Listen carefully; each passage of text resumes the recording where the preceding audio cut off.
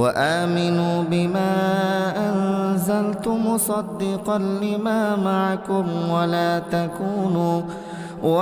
تكونوا أول كافر به ولا تشتروا بآياتي ثمنا قليلا وإياي فاتقون।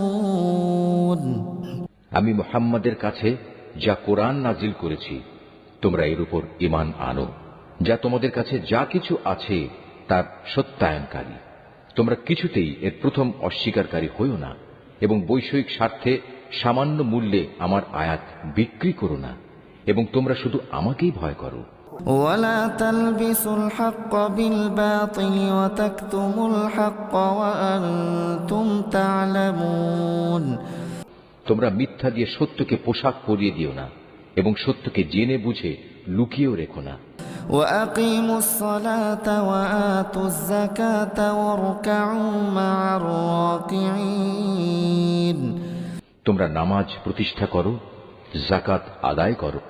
যারা আমার সামনে অবনত হয় তাদের সাথে মিলে তোমরাও আমার আনুগত্য স্বীকার করো। أتأمرون الناس بالبر وتنسون أنفسكم وأنتم تتلون الكتاب أفلا تعقلون। তোমরা কি মানুষদের ভালো কাজের আদেশ করো এবং নিজেদের জীবনে তা বাস্তবায়নের কথা ভুলে যাও? অথচ তোমরা সবাই আল্লাহর কিতাব পড়ো, কিন্তু কিতাবের এ কথা তোমরা কি বোঝো না?